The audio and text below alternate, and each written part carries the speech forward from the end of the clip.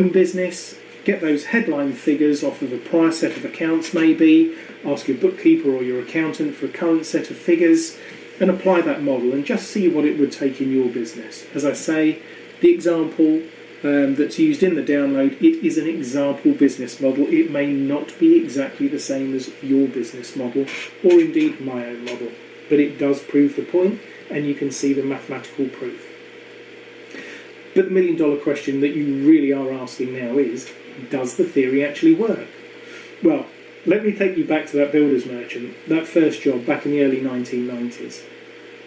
It's essentially the foundation of the exact strategy that I used there to perform a $350,000 turnaround from loss to break even in just 18 months. The methodology works. Fact. How was the strategy deployed? Well, here's a couple of insights. Sales. We increased revenue by developing existing customer accounts, finding new customers, and putting up our prices. Simple stuff, right? Things that we think about doing all the time. But believe me, increasing those prices really works. Margin. We bought better, i.e. cheaper, and we negotiated harder with suppliers to do that, and we marked those costs up by more. Where we had a direct labour element performing, we made our staffing more efficient, and most importantly in that particular arena, we cut out overtime. We got more efficient in our process, we paid out less overtime to our direct labour force. And as for our overheads, there were only so many things that we could actually control at branch level, as so many things were dealt with on a group level. But we basically went through a rigorous process of reviewing the overheads that we could change and we could look at, and we basically cut anything that we could that would not jeopardise the overall plan. We changed our working methodologies as required to effect the necessary change. It would be true, however, to say that under such circumstances, the process of making profit, or turning around a loss in that case, is rarely pleasant or easy, and it's invariably uncomfortable, particularly in those loss-making businesses. But having a plan to work to and a framework to base the headline strategic aims on is a great starting point.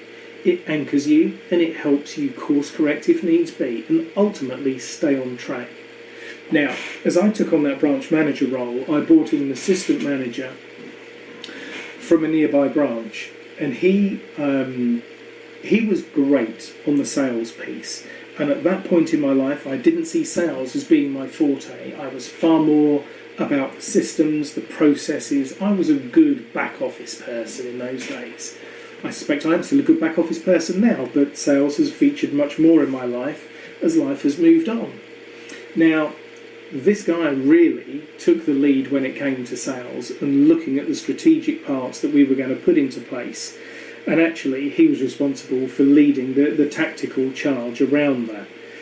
I would say that he was probably ahead of his time back in about 1994 in terms of how he dealt with customers. We hear it all the time now, look after your customers and they'll look after you. The process that he adopted, he was always first up to the trade counter. Back in those days, we were able to actually cook breakfast. We used to do breakfast mornings, as they were known. He would be the guy cooking breakfast for the people coming in, because he saw it as a great way to engage with those clients, particularly as they would end up inevitably spending longer at our trade counter in a way that he could engage them in conversation. He could delve into different levels and depths about their business. And of course, all of those builders, they enjoyed coming in to get their breakfast as well. So there was a two-way street, but he knew exactly the kind of information that he was trying to uncover. He was really narrowing down on the products that we were looking to sell through. He was building market intelligence about our competitors in our town. All of those things came to the fore as we went through this strategic process of increasing our sales piece by piece, both through developing existing client relationships and finding those new clients. So the methodology worked then, and it works now, and I use it as an essential part of my foundational growth profit work with my clients. It's a core part of my process. It's simple enough as a framework for even the most number-averse client to follow, and we can easily construct a simple strategy and tactics to match, and create an approach to deal with each of those 3 profit levers in turn. But I say in turn, they really run concurrently, but it helps us break things down. And we're going to find out about the importance of breaking things down in the mindset piece. But you still want to know if it's going to work for your business, don't you? Now, the framework is built on basic business and financial principles. If you look at a set of accounts, they're essentially the same from one company to another. It's only the numbers that change. How the results come to pass is down to the unique way in which every business is run, and that is typically by a different owner. Each owner forges their own path and makes their own decisions. Some are more strategic than others, but the rules around how a profit is made are basically universal. Now, some important points around this. The size of your business doesn't matter. It will work as a system for you if you have sales of $10,000 or $10 million. The geography, i.e. the location of the business, doesn't matter. It doesn't matter where you're situated in the world, nor where your business actually happens, be that at a trade counter, in that builder's merchanting example that I've just been through, be it locally in your local market or internationally, or indeed if you only operate online. It doesn't matter if you run a service or a product-based business, or a hybrid of the two, which is obviously increasingly common in today's online world. Think of it like this. Every business has a sales element, it has a cost of goods sold element, and it has overhead. And they are the only 3 elements that we're interested in at this point.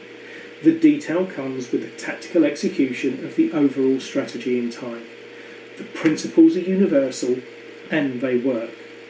So go and grab that download, facebook.com/Jason A. Withers. You'll find it in the pinned post. Get that downloaded, read through it, follow through the examples, check out those 2 core images of that summarised profit and loss account and that profit levers diagram, which basically is a table showing some arrows. Simple to understand, simple to memorise. That's the first part of the job that we need to do. Let's lock those images in our minds, and then we can start to think about what it takes to move forward.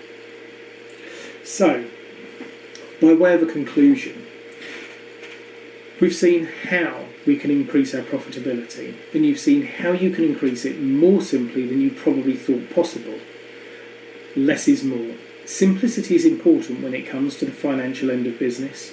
As CEOs in our businesses, we must embrace the numbers. We can't avoid them and we can't hide from them.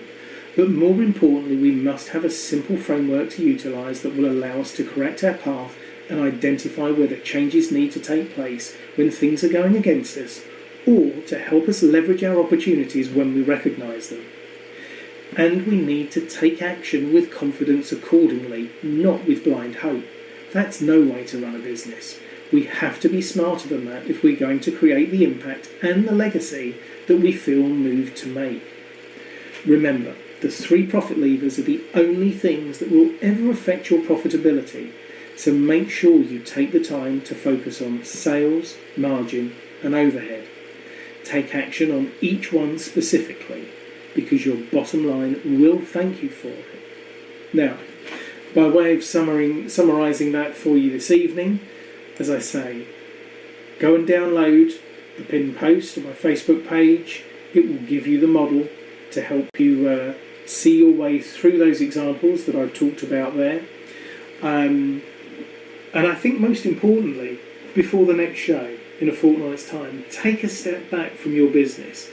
Think about where you're applying your energy in terms of how you think you're constructing profit in your business. And then try and work out whether or not you are capable of breaking it down right now into those 3 headings: sales, margin and overhead. If you can, that will immediately provide more focus around your activity, because you will understand which part of your profit and loss account you are affecting and which part you are leveraging and developing and moving forward with. So, as I said at the front end of the show, there may well have been 3 parts to the show tonight, but I've really enjoyed taking you through the initial part of my background and how I've got to where I am. It started out as maybe what some would consider a traditional path about an accounting and finance degree, but we've seen how things change and alter, and it's great to be in a position where we're not afraid to adapt and change course, and I'm so pleased that I did. I adore the commercial part of working with businesses. I enjoy the commercial trading aspect of working with businesses, but I love that I've also had practical experience along the way of working in financial teams and leading financial teams to understand at a core level how a strategy that is so simple as the profit levers really can bring value to every business and to every business owner and entrepreneur. So I'm going to save the business mindset piece for our next show on Monday the 11th of June. And in the interim, I just really want to remind you, if you want to follow me on Facebook, you can find me under facebook.com/Jason A. Withers. My Instagram is also @Jason A. Withers, and if you're looking to follow me on there, you can also catch my stories. On my social media, I talk about and post about profitability. It's the core premise under which I work.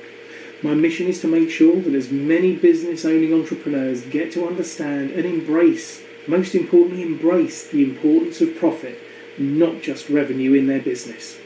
So, if you have an audience of business owners and entrepreneurs that you'd like to help by opening them up to the power of what small changes can do for the profitability of their business, then I'm really, really excited to speak at people's events and through the medium of podcasts or live shows through Facebook into your groups, if that's what you'd like to do.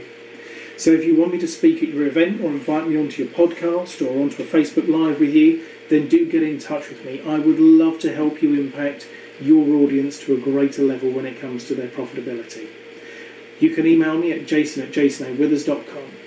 I'd love to bring the power of efficient profit making to your people. So again, this has been a really, really exciting show for me to do for the last few weeks, and I love it. So if you're interested in being a guest on my show, and you can tell me how you help transform the profitability of your clients, not just purely how you help them generate sales, then do message me. You can get hold of me again at jason@jasonawithers.com or via Facebook Messenger. I'm out there, you can find me, message me. I'd love to speak to you and see how we can move profit forward for you and your audience. So, I'll see you in a fortnight's time, same place, on Monday, June the 11th. That'll be at midday PST, 3 p.m. EST and 8 p.m. GMT.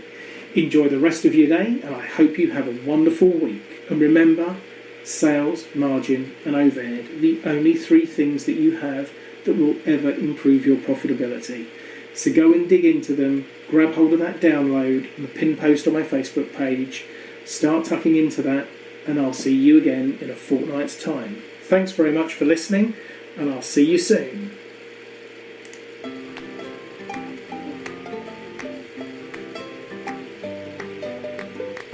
I can do anything. I can reach any goal today. I can do what I want. I can be what I want to be.